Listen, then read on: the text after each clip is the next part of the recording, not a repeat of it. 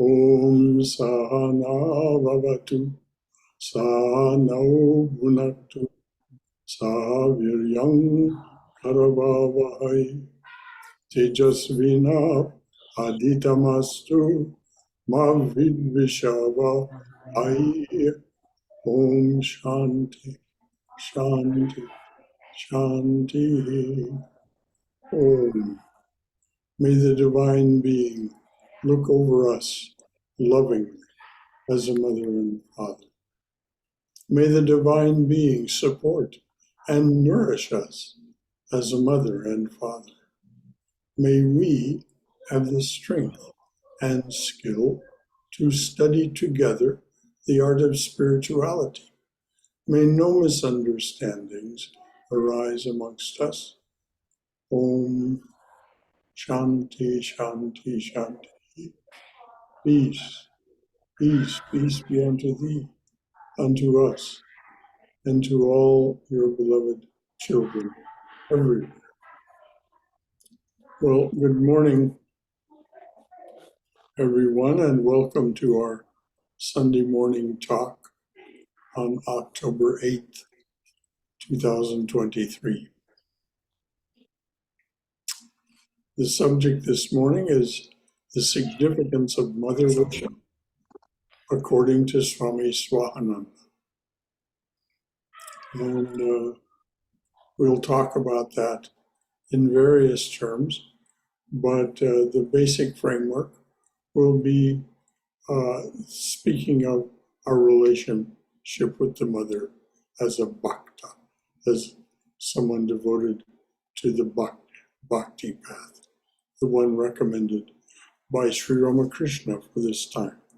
So I'm going to go to the text of the talk, which means hiding from you.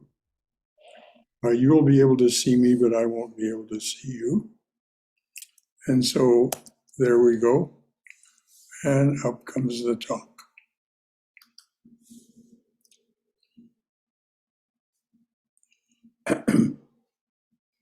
First, some announcements. You can, there will be this afternoon, starting this afternoon, there will be something called Sunday Afternoon Sangha here in my room at Coventry Place. That will last from 2:30 in the afternoon till 4. 2:30 till 4 in the afternoon, this afternoon, and subsequent afternoons if it's attended. So that will be one way of getting together as a congregation, face to face. Also, you're now welcome to come here.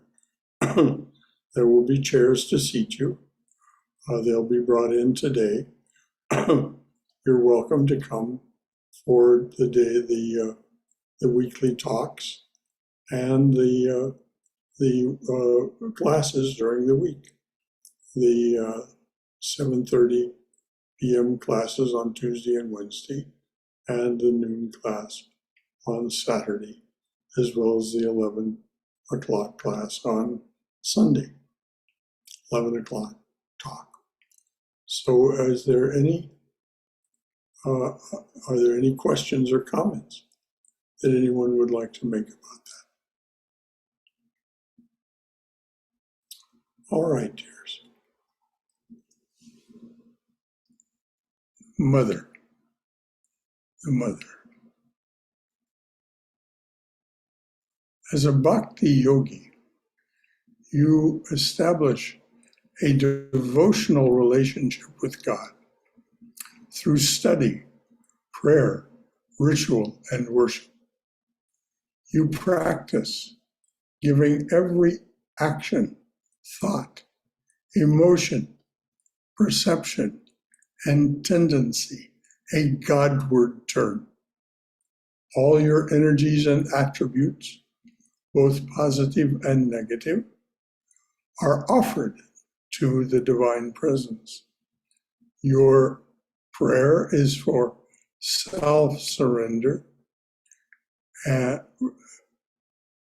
Self-surrender union with your beloved.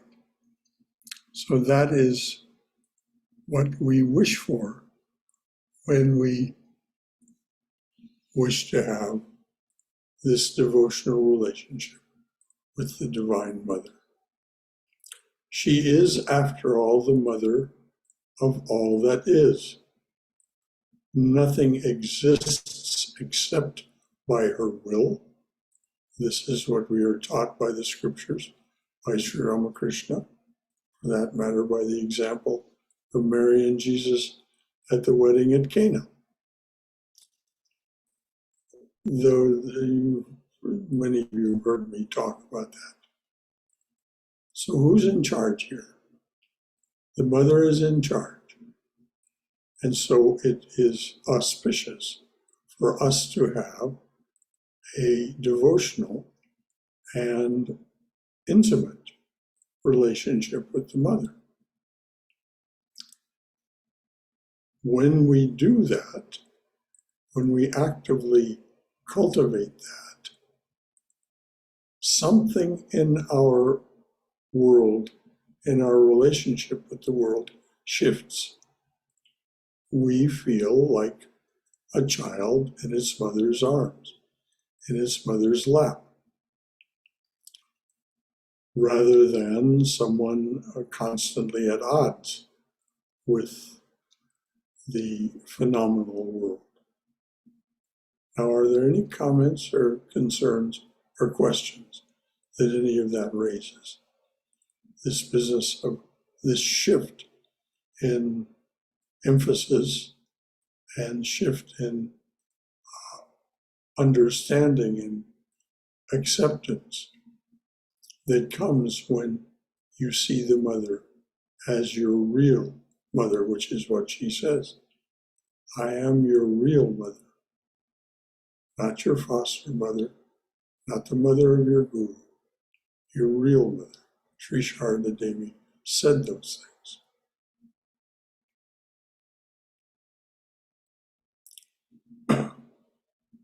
She also said, when asked, she was asked, Mother, do you come with all of the incarnations? And her simple answer was, yes. So whether it be Sitaram, or Radha Krishna, or Mary with Jesus, or Sri Sharda with Sri Ramakrishna, she is always there.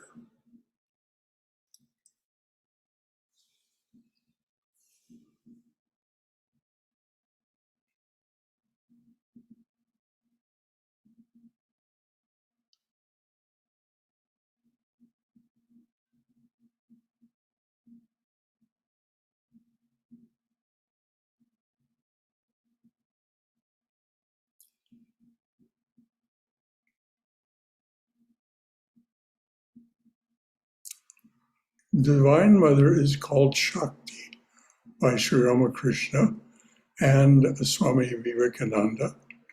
They say she is the creative power that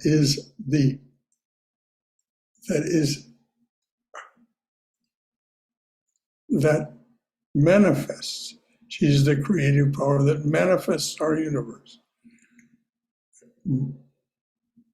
That the inner nature of its power is feminine. Swami Swahananda said, the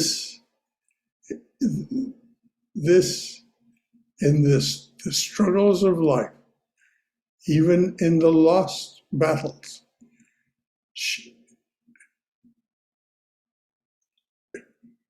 it is in the struggles, even in the lost battles of life, that a spiritual secret is to... Hello? It is... Hello? That's Uma. Can you mute your mic, please? I'm in the hospital. I don't know what to do. Okay. Don't worry about it. Well, Uma, we're so sorry to hear you're in the hospital. May you be well soon. Thank you. Whatever it took you there, may it not be so serious. Is Bhagirath there with you? No, Ah, my daughter will be. well, maybe your daughter can see how to mute your phone. Thank you. And thanks for letting us know of your situation, of Mother's blessings. I can hear your voice.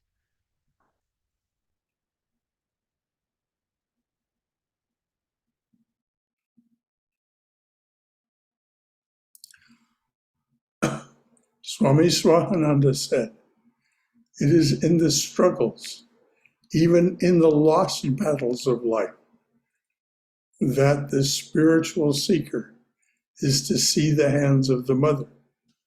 Then only is she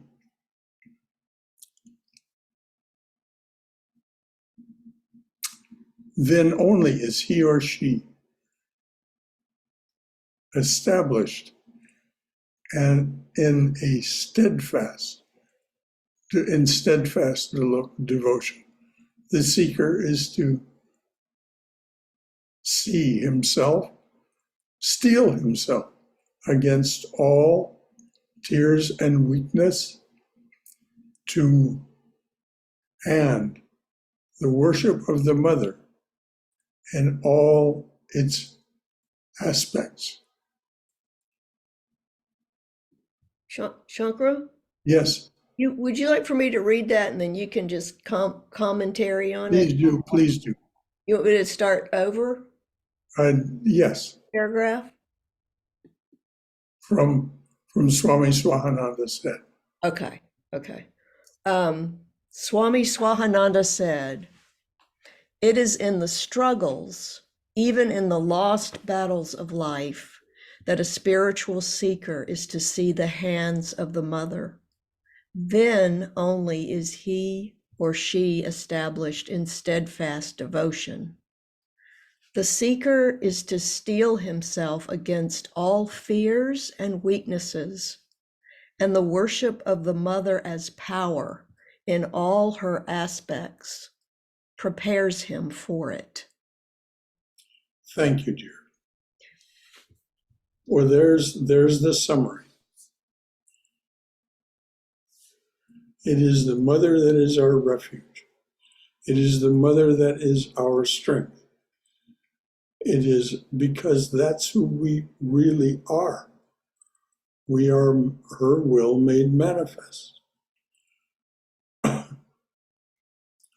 Now, if you have any doubts about this, just go back and think about the various aspects and times of your life, and whether you yourself, on your own, would have been able to create those situations, and whether they be positive or negative, unfold them as they unfolded. Certainly, as I've thought about these things and discovered the facts of my own existence, I've seen this is. I would not have done this if it had been up to me. I would not. This would not have happened, both positive and negative. I wouldn't have seen the positive. I would not have seen the benefits of the negative. As Holy Mother Sri Sharda Devi said, in time you will come to understand that all suffering is a blessing. And that is very hard to understand indeed. as I'm sure Uma is experiencing at this very moment. Her suffering, it brings her to the hospital. How is she to see this as a blessing? All we can do is pray for her that her suffering ends soon, and that she sees what it is that Mother meant. Any comment or concern or question for anyone? And please, this is such a key point that if there is anything from anyone, please do bring it forward. I've been thinking about this lately anyway. The mother, the appeal of the mother as God, especially for those of us who were raised Christian, and especially non-Catholic Christian, because Catholics at least have their Mary. But I think in our times of suffering, it's biologically hardwired as well as spiritually hardwired and emotionally hardwired to want our mommy. Yes. Even the toughest among us. And, those of us, some of us had that sort of real, biological mother, the mother who raised us. Some of us were lucky enough to have a mother like that. A lot of us weren't, mothers were more or are more flawed because they're human.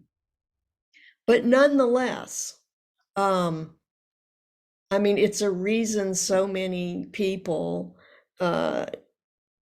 adults who have their mother still with them when they're suffering, even if they know better, even if they know that their mother cannot give them what they need, we go back to them anyway. But to see and have God, as mother, as your mother, suddenly you have a mother that's your mother and your mother's mother. And you almost become more, I'm speaking obviously from a woman's point of view, mothers and daughters. I can't speak from the sons and daughters or sons and fathers point of view, of course, but I've seen this with my mother and myself, where, I used to see her as my mother, and, the difficulties that we had in our relationship. And once I started seeing God as mother, or a more motherly, the ultimate, the pure, complete mother, then my relationship with my own mother became more like sisters. Which is interesting. And we have a sweeter relationship than we've ever had, which is really a wonderful thing. All that to say,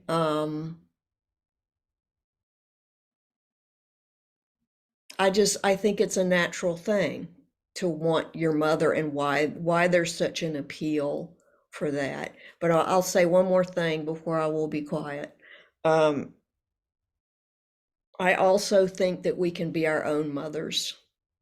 And I think that's the final step. That's easier for a woman than it is for a man. I'm sure. But I never had children, so just being a woman in and of itself doesn't. But yes, I hear what you're saying. Yes. Okay. Thank you. But in particular, thank you for all of that, Cindy. That was so eloquently and articulately said. If we look to the example of Sri Ramakrishna, we see that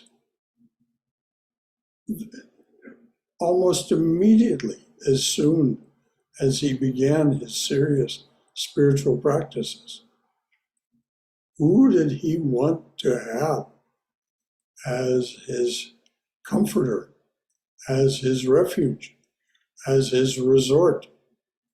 The mother. And so he wept and prayed and wept and prayed and wept and prayed. And finally, that became the case and remained so for the rest of his life. This is why he knew her so intimately and called her by the name of Kali or Shakti, and taught Swami Vivekananda and his other direct disciples to see her in the same way. So we can share this. We can share this if we wish to. So is there anyone else who would like to say anything in response to what Cindy said, or on their own behalf, about the relationship with the mother and their particular relationship with the mother as the divine feminine? You know, brother, I think we all have the divine feminine in us, whether we realize it or not. And really, my strongest feeling towards, especially when I first started, is I relate on that level as feminine to the divine. And it wasn't a choice. It just is there. I think, you know, all these stories, Radha Krishna and all that, we are that. It is within us. And, you know, it's there. And, you know, it doesn't matter if in form you're male or female. Well, very well said. And you're very fortunate to have that feeling.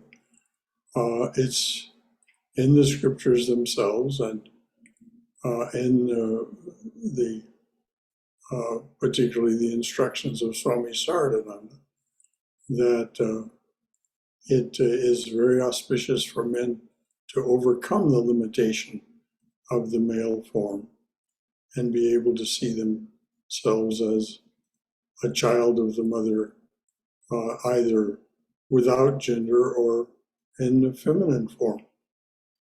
So it's very auspicious and very fortunate for you that this was not an issue. So wonderful.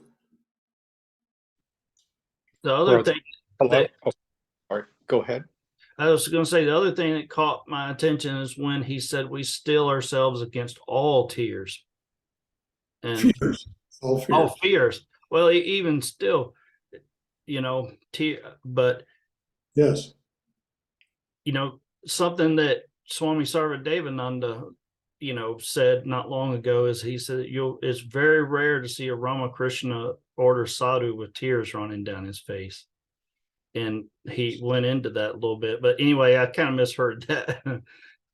But we have to still ourselves against all fears and accept it as the mother if we're going to have that where we go from being opposed to the world to going with the flow of the world. Exactly. So thank you. There was someone else who was going to speak. Good morning, brother. This is Stephen. Yes, good morning, Stephen. So good to hear your voice.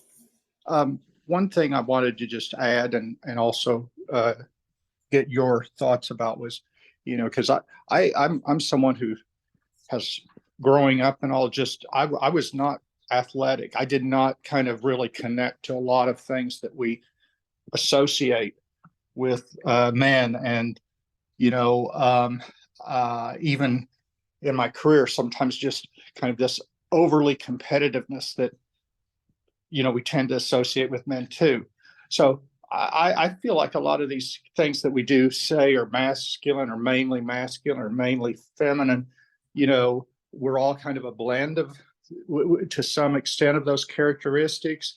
And I just don't see such a, I don't think there really is such a clear line between masculine and feminine. And I think, you know, for a long time, society wanted there to be a very clear dividing line there. But as societies evolved, we're, you know, more recognizing that there's not such a clear distinction. Many people are living that life these days, yes. Gender neutral, yes. And you had something else you wanted to ask? Well, just, you know, your thoughts on this, feminine, masculine, because I do think that, I mean, certainly there's some men, for example, some men maybe do tend to be more, what we'd say feminine, more emotional, or cry more easily, and some women who may be more stoic, or what we might think of as more masculine. So I don't know that I do think still, there's a big influence on the form that we take has a great influence on us, but it's the form is certainly not everything. No, And geneticists will tell you that it's a very fluid situation. It is a spectrum that, and we see people who were born in a masculine form who don't feel like they belong in that form. They may even do something active to become transgender, and vice versa. So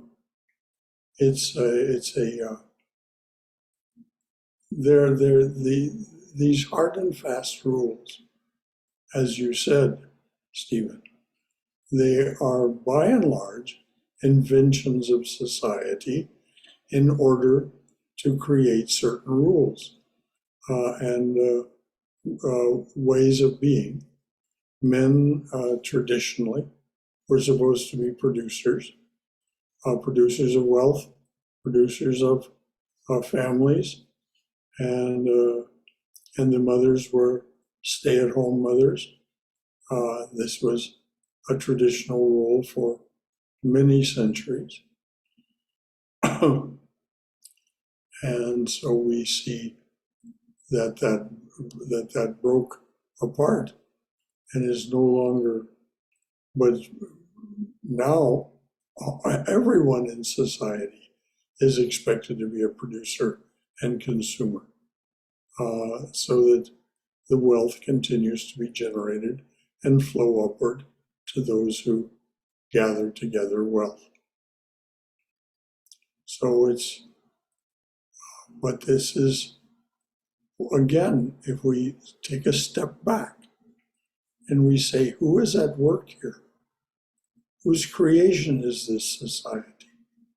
Whose creation is this world itself? It is the mother, if we are to believe what we are told by the scriptures and the great teachers.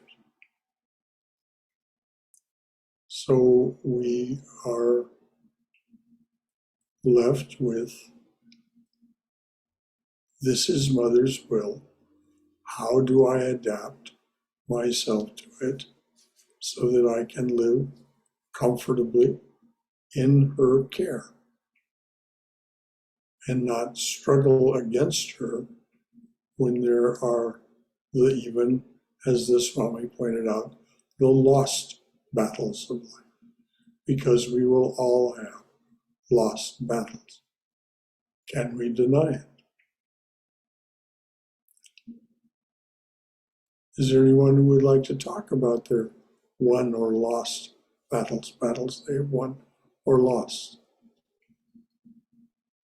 Well, I'll say something. Can you hear me okay?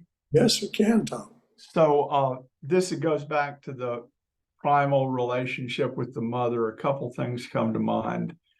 Years ago, I read this years ago, but it stuck with me. You know how in the big airliners, they have a black box that records everything. So Yeah. if they crash, they can retrieve the black box and find out just exactly what was going on. And there was this airliner that was crashing, and it was just a few seconds from the ground. The pilot knew that he would be dead in a few seconds. And his last words were, "Mom, I love you." For some reason, that just really struck with me, that's, that was the deepest thing he had to say in those last moments. I'm glad he thought to record that. Well, everything was recorded. He didn't know, or he probably wasn't thinking about it being recorded. But then the other thing that brought to mind, I was reading a thing, an American who had become a Buddhist monk in Thailand, got malaria, and he was really sick. And the head monk came to talk to him and said, all the monks here have had it. It makes you really sick. It makes you want your mother. And okay, so my experience, when I was in India, I got malaria. I got a drug-resistant strain, and I was really afraid. I thought I might die because it was a drug-resistant strain, and I was the sickest I'd ever been in my life. And I really wanted my mother. You know, that just kept coming. You know, I wish my mother was here to take care of me. Yes. That's it. Well, thank you, Tom. What a sweet sharing of your own experience, and of course, their experience of others. And let us cross our fingers that none of us ever get malaria, because it is a terrible disease.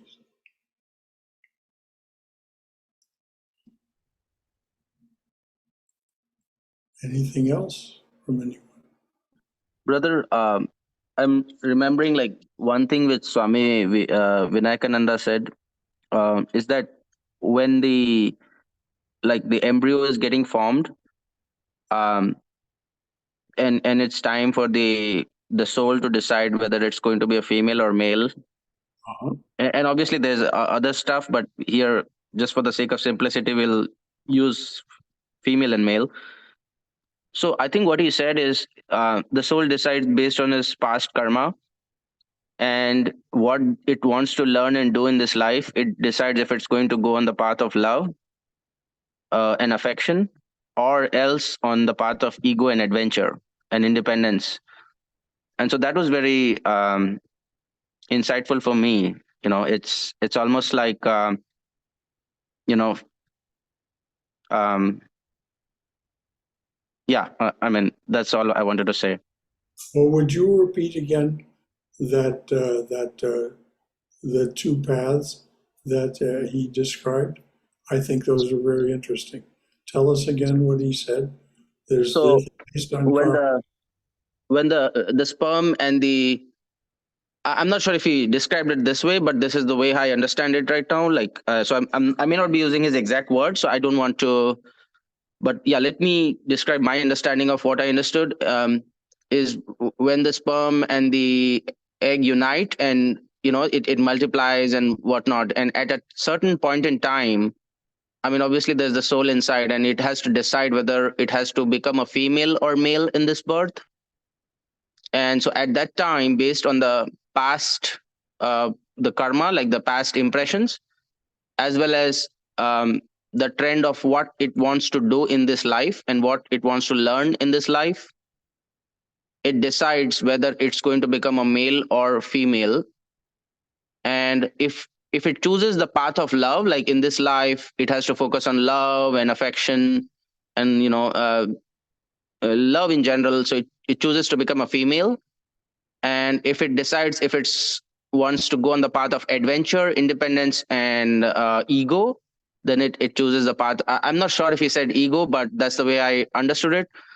So it chooses the path of being a male. Very interesting. There certainly is a very traditional pairing that. And I also connected with a verse in the Devi Mahatmyam which says that all females are there is divine mother in all females. And I myself saw, like, when I was my child was getting born, for 4 hours my wife was in tremendous pain, and I couldn't have gone through that for just like maybe even 5 minutes. So I mean, I don't think any human can do that. Yes, it says in the Devi Mahatmyam, all mythologies and scriptures are your aspects, O Devi. So are all women in the world endowed with various attributes, which is why Sri Ramakrishna, it's one of the reasons, of course, his own experience was primary, but it's one of the reasons that he instructed us to look on all women as our mother and as the Divine Mother. But I think, and this may be my personal opinion, but I feel like the big warlords at the top, who the highly egoistic asuras or whatever, they want everyone to become male because it's more profitable for them. Yes, they want everyone to become producers for them. Exactly. So this is why the family life of, one of the reasons that family life was transformed to where there was only one breadwinner, usually the male, and then suddenly, over a period of a couple of decades, that went to it being necessary to have enough income to live comfortably. Both of the adults in the house had to be breadwinners. There was, if you look into the history of this, this is not accidental. It happened from the 1950s through the 1970s and was quite deliberate, as are most changes in our society. And also it plays a role, like, I mean, if you look at it from a point of Mahamaya, like what is the most important production in this world? The production of the human race. And as a human society, we focus more on the scientific production of toilet paper versus scientific production of human beings.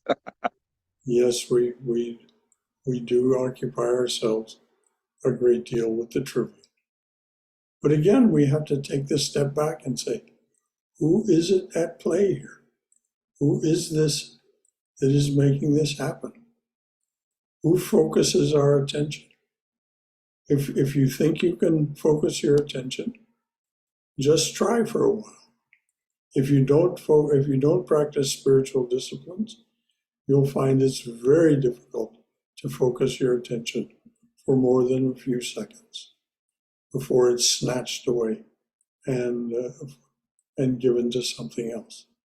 If you practice spiritual disciplines, you may ultimately learn to concentrate, which is defined as being able to control your attention for 12 seconds, or even begin to meditate, practice meditation, which is the ability to control your attention for 144 seconds, 12 times 12 seconds.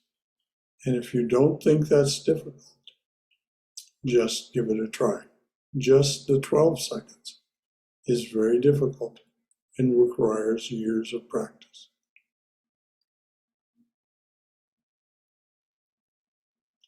Brother Gaurav here. Yes, Gaurav. To me, like we have mother in all of us. She is Shakti, means we are her children. Yes. And the reason why, at least I feel she's the divine feminine, is because a mother is alone can give birth to her children. Yes. She's the one who's created us. She's within us. Without her, there is none of us. So she's all pervasive. She's the omnipotent, omniscient, and omnipresent. And without her, I'm nobody. And that's Well, how this is exactly what Sri Sharda Devi said. You are all my children, she said. And then, as it was brought up earlier, the Devi Mahatmyam says, "O Devi, you are the all-pervading mother, the all-pervading, who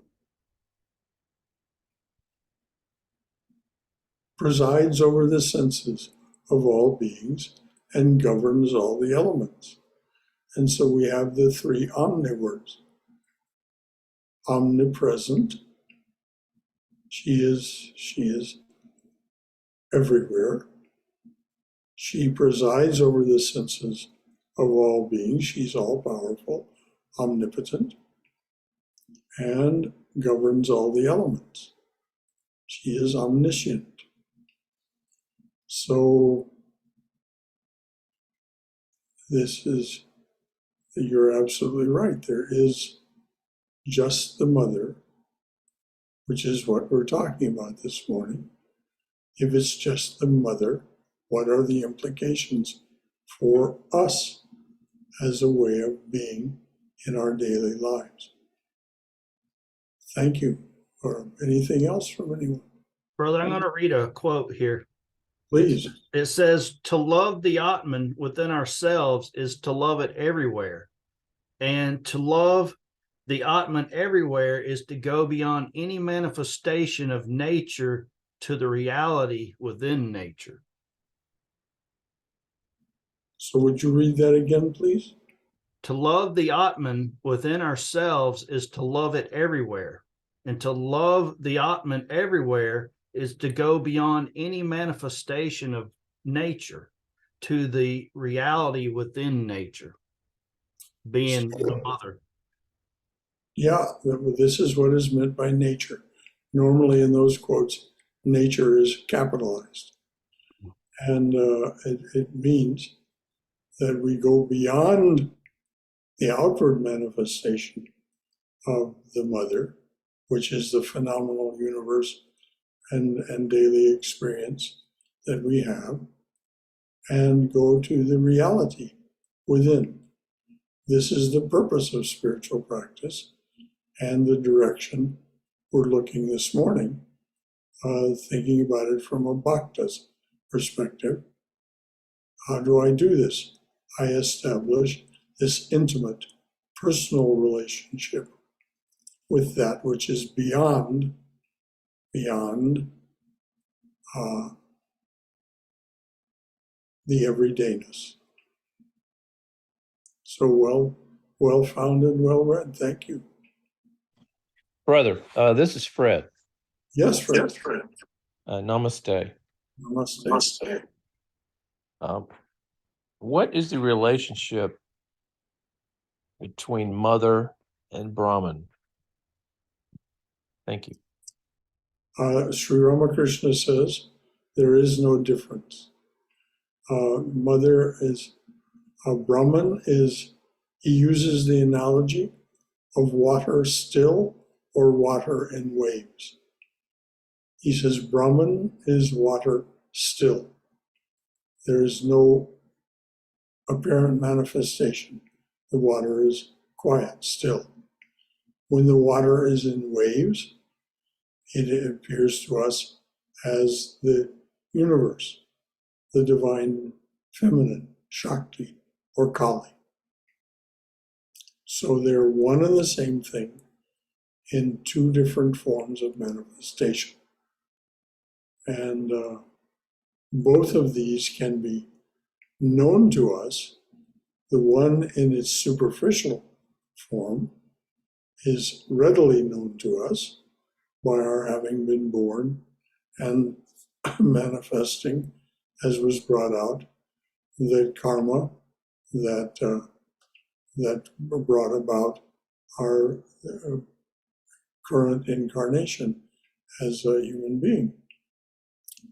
But there is also a way of knowing, capital K, knowing Brahman, which is not an intellectual activity, but a state of being, as it says in a verse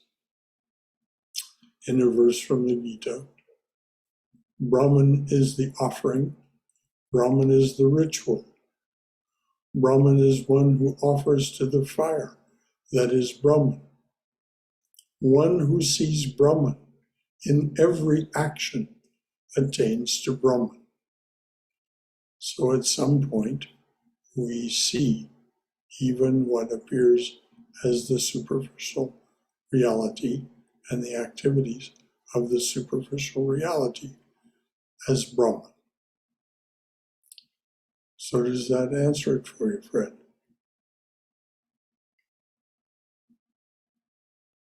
Yeah, thank you, brother. Okay, anything further from anyone?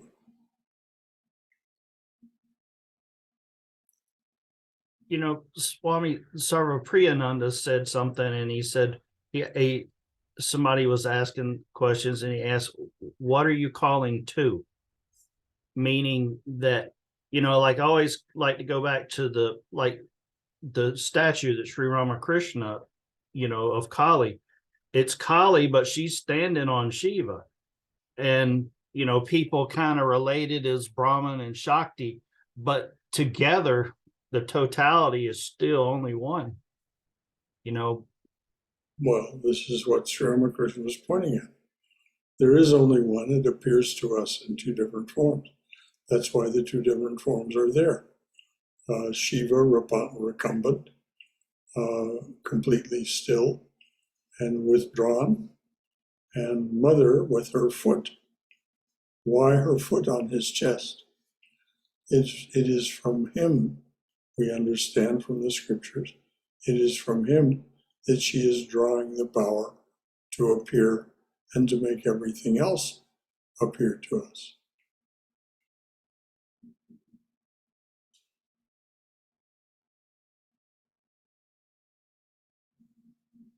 How are we doing for time? What time is it? We still have about 14 minutes, Brother Shankara. Okay. Cindy, are you still with us?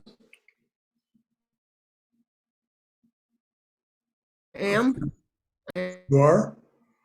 Are you still with us? Yes, I am. Okay. Can you skip ahead in the talk to the bullet point that starts in Chaitanya's prayer and read what it says there, please? I'll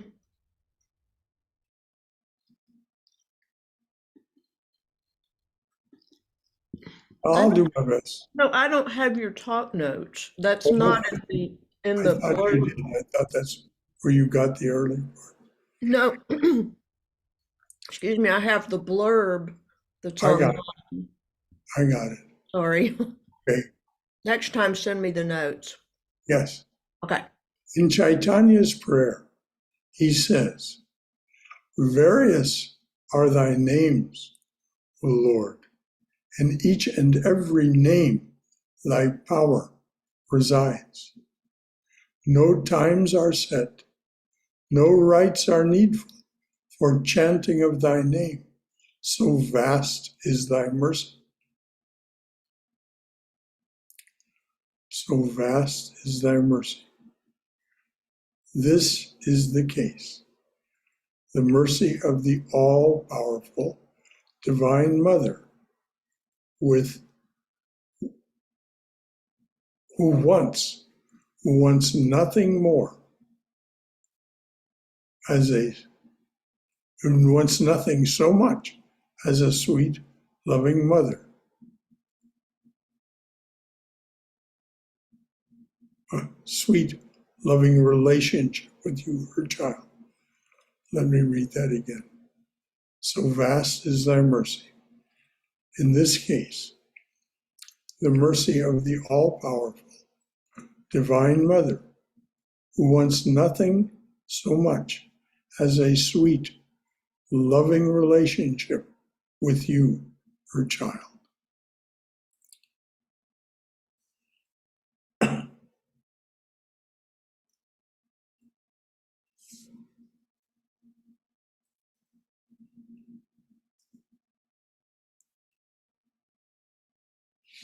If that is what the mother wants, and the mother governs all of our inner being,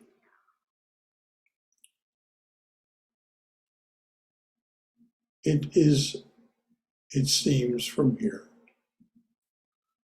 when we don't have that, it's so that we will genuinely prize it and treasure it when it does appear, because we cannot know the light without the darkness. We cannot know having without want, without being in want. So we have this situation where it doesn't seem we're in this relationship with the mother. Well, rather than being unhappy, even resentful about this, as we can see that many people are.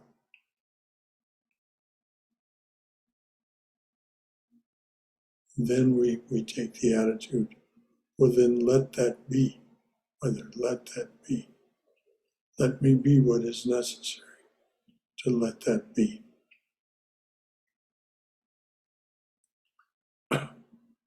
Any thoughts or concerns or questions about any of that?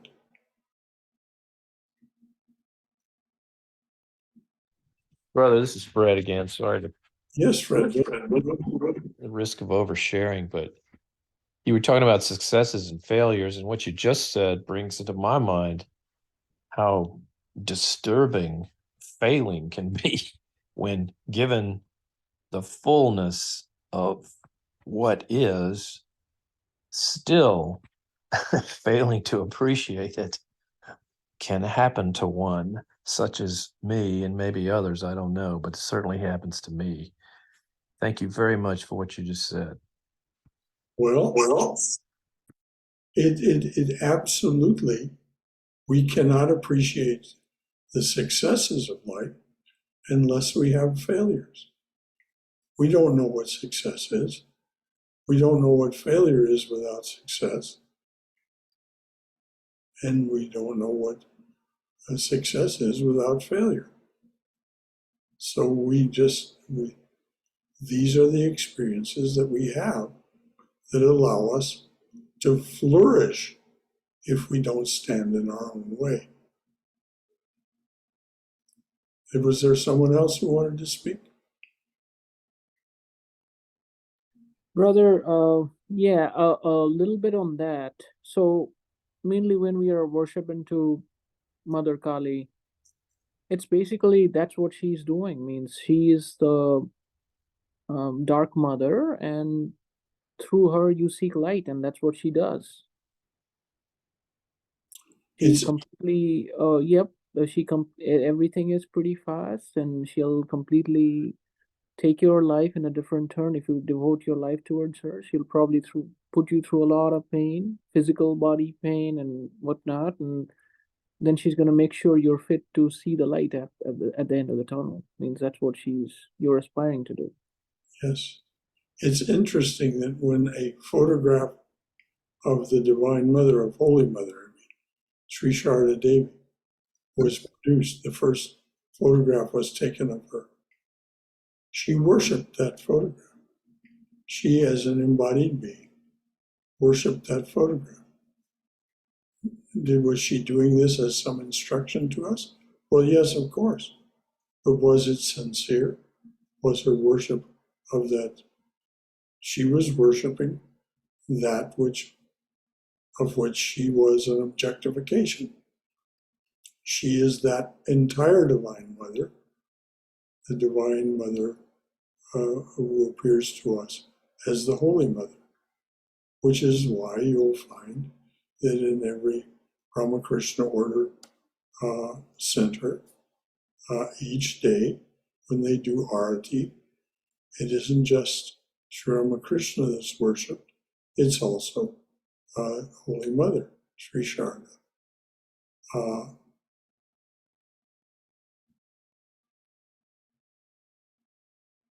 Mantras are chanted, hymns are sung to both of them.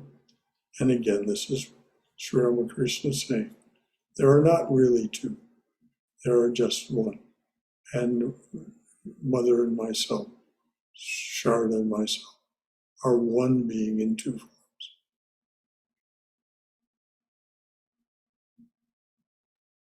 Brother, can you hear me? Yes, I can. The mother worship, I think there's also like the nature of the form in which we worship the mother, and I feel that's also maybe has tremendous implication, because I think on the surface we sometimes think that we want spirituality, but maybe we don't really internally are seeking it directly. Mm-hmm. And so if we don't do that and we worship like fierce forms like Kali, then are we asking for trouble? Because she's going to give it to you even if you're not ready. Well, this goes back to, again, who is providing the motivations to do what? If you think you as a personality are doing these things, then you'll see these things as something that is happening to you because. But if you see that all of your motivations, thoughts, feelings, perceptions are actually generated by the mother, then they're not happening because of karma, because of this, because of that. They're simply happening in the natural course of your evolution, which is the way Vivekananda explains it. That we are evolving moment to moment to moment. And these things, but of course he gathered this from Sri Ramakrishna, who himself said that he was continuing to evolve moment to moment to moment, right up till the time that he left the body.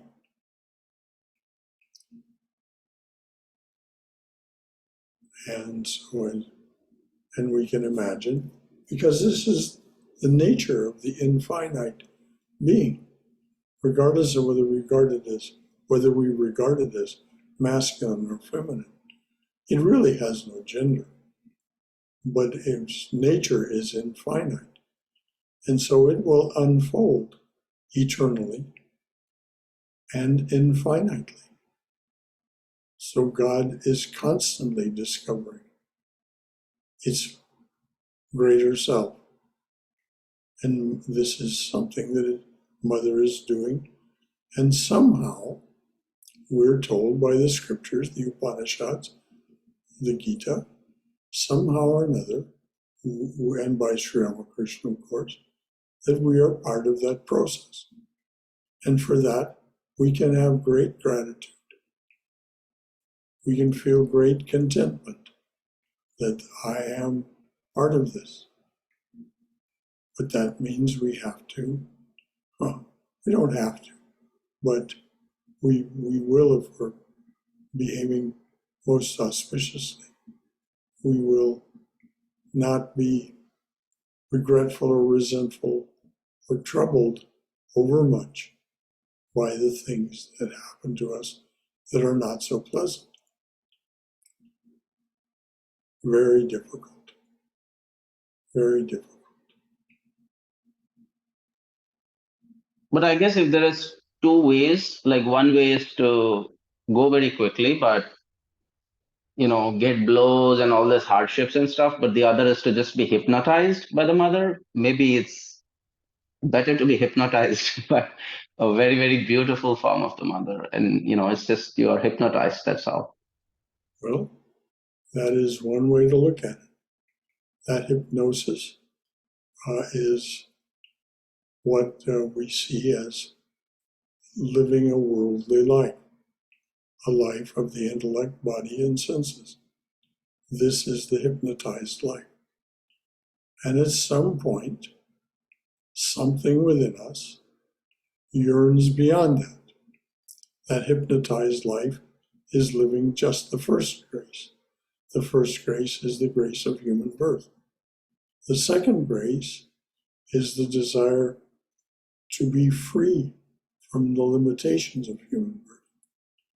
So this arises in us, even in this hypnotized life. At some point, this arises. And then the third grace emerges, and that is a qualified teacher to tell us. And of course, the mother is a qualified teacher herself and has all of her children, which is why Sri Ramakrishna himself regarded himself as a child of the mother, and that all that he taught was given to her by him. I speak as you would have me speak.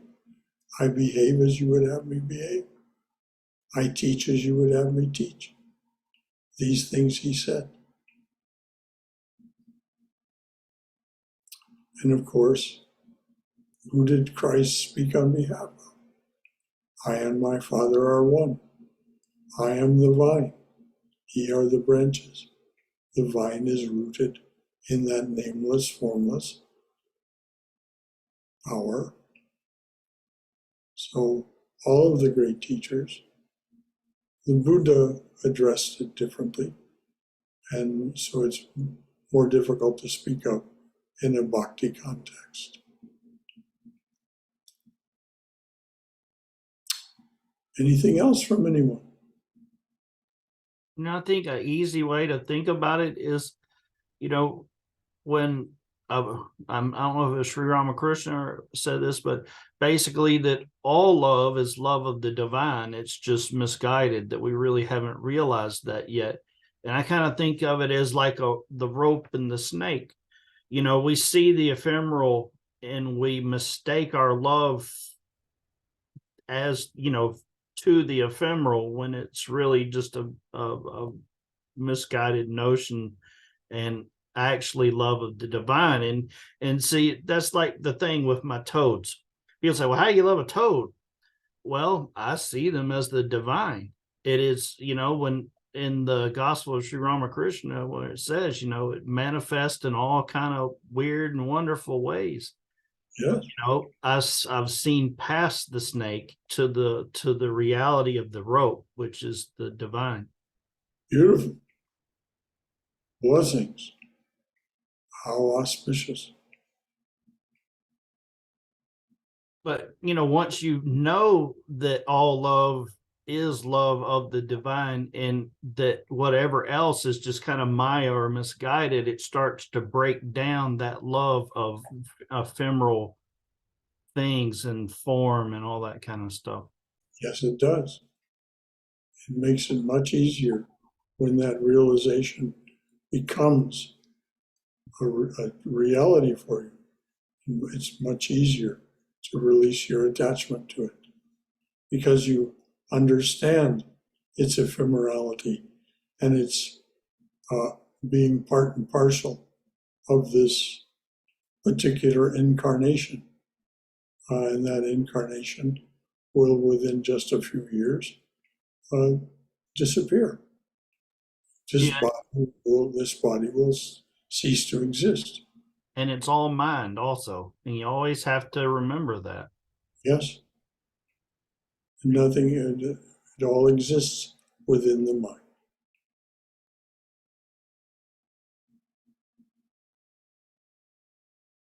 Well, I'm sure it must be past the hour. This has been wonderful. What a great conversation about the mother, who she is, and who she is for us. Is there any final thought or word from anyone? I'll make a word. Okay. Listening to what Bhagavan Das was saying, not at all to disagree, just a different point of view from here, that seeing that love, you mentioned, thinking our love for these, worldly things, that we're mistaking it for love of, that it's really love of the divine. I think that's what I was hearing. But I think that the divine is love. I mean, it sounds cliche, but I mean, it's where I return time after time after time. In my worst struggles and suffering in my life, the mother as a form isn't even there, but there is something that's there, and it's love. I don't have another word for it. It's there, and it's there no matter what. Nothing breaks that, but things, struggles can break my ideas about things, and then, forms are ideas. So I'm just saying, for me, it was the discovery that, my love of all the little critters that I love, the little chameleon yesterday at the center. I see them as the divine too, but I don't love them because I'm loving the divine. I love them because love is just there. It's there when you stop labeling and separating everything. That's Well, that's beautifully said, Cindy. And some of the most profound scriptures, like those we find in Meister Eckhart and so on, say that that there really is no other name for God than love. Then that is the name of God, and anything else that we put into language is just a poor translation of the language of love, the language of the divine, which is silent. So we put it into words as best we can, which is what you've just done and what we've been doing this morning. And but this is how we do this together. This is how we study the art of spirituality together. Now, I don't know if Uma is still with us, but if she is, whether she is or whether she isn't, our most heartfelt and deepest love and prayer that whatever it is that's taken her to the hospital ends soon in some auspicious way. So, Brother, I have a question. yes. So I think the most important aspect of mother to me is love. And so if we want to understand, I mean, obviously we cannot understand love, but if we want to recognize love in its various, I remember once you said that gravity in the physical earth, in the material world, gravity is a form of love. And so how do you recognize, what is the essence of love, and how do you recognize love in its various manifestations throughout all realms of existence? What is it that draws you to things? What is it? This is where, there's this spectrum, which has been talked about as worldly love to divine love. But really, there's only one love. What is it that draws you to something? What is it that draws you to another person?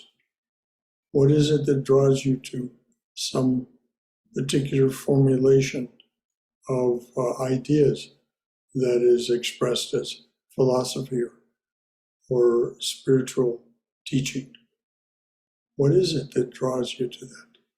I can remember very clearly when I first began to read the complete works of Swami Vivekananda in 1975, how this great feeling of love just poured out of me toward Vivekananda. Of course, I didn't know anything about Ramakrishna yet, not really. So it was really Ramakrishna and Holy Mother and all of their band of minstrels, as he called them. But I can remember that it just was a great upwelling. So what is it that draws you towards something else? Cindy just mentioned a chameleon. Well, yesterday, she found a chameleon in a place at the center in Tucker where it should not have been. And if it had been left and trapped there, it would have died probably of starvation. So she very gently invited it to come to rest on her arm. And then she took it outside, where it would be free at least to pursue its best interests. But interestingly, once it was on her arm, it wasn't all that ready to leave because she felt, the chameleon was feeling that great sense of love that we think of as that special feeling of St. Francis of Assisi for the small creatures of this world. The chameleon wasn't all that ready to leave her arm. She had to just kind of be patient and coax it to go on about its own best interests. So what is it that draws you to something? Does that make sense to you?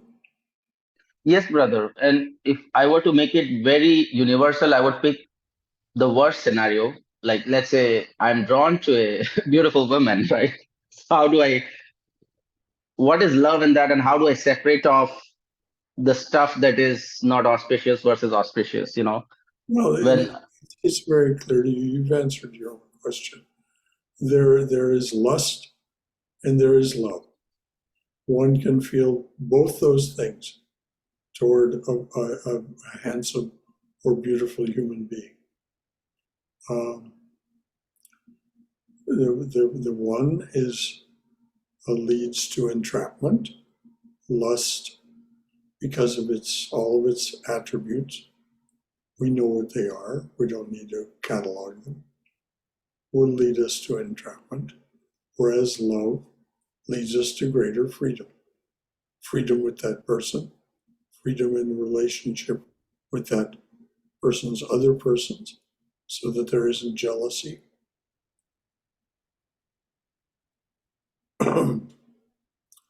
And the same is true of that other person's relationship with us.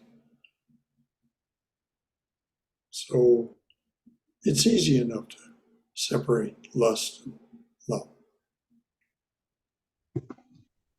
Brother Shankara, Yes, who's it? Hari Om, this is Vijay. Oh, hello. First, I want to applaud Cindy and Bhagwan Das for their seeing the divine in their respective ways. I felt the same with our dog who was with us for 17 years. But going past that, right now, I'm referring to the love for another human being. I ask myself from time to time, why is it difficult, or why is it more difficult to see the divine in another man than in an animal? And somehow, when I'm speaking of another human being, another man or woman, I have to go past, my mind has to go past the mind stuff immediately. And the moment I go past the mind stuff, it becomes easier. I'm in a different realm. So it's a matter of awareness, the way I felt, at least for me. It depends upon my level of awareness within me that makes it easier to see another person as divine. Wonderful. And I'm very glad for you. You've learned how to do what you just described so that you get beyond that which is a limitation. This is the whole purpose of spiritual practice, is to get us beyond limitation. More and more limitation is left behind. More and more freedom opens up in front of us. And we experience that as joy, as Satchidananda. Thank you. Thank you. I also like to share a different experience. We always see Sri Ramakrishna in the center with Mother and Swamiji by the side. And in my mind, I'm starting putting Mother in the center and the other two on the side. Somehow I feel as if I have a real mother. Well, that's perfectly appropriate here. There's no reason for concern. If you want to put Mother at the center, do you suppose that either of the other two would object? they see themselves as all one. So however you wish to objectify it, make it real for you, I'm sure is just fine. Thank you. Mm-hmm. Anything else before we sign off? I would just say, you know, really try to go into Swami Sarvapriyananda's question in this is, what are you calling to? You know, and like whether I feel the love of the divine towards me or I feel love towards a toad or a lizard, and that love is within me, what am I calling to? You know, it's all one. Well, It's all the same love. again, very eloquently and articulately put, Bhagavan Das. You're very good at that. So yes, indeed. Who could argue with that? Brother, can we say it's the love that sets you free? Well, this is what Christ said. He put it in the form of truth. But love and truth, as far as he was concerned, were one and the same thing. So know the truth, and the truth shall make you free. But we mustn't take it for granted. You know, this is the thing that we do that stubs our toe, is we tend to take things for granted. And as we take things for granted, then we don't really get the juice from them. We only get the skin, so to speak. So yes, love will make you free. Love is freedom. This is what Meister Eckhart was pointing to.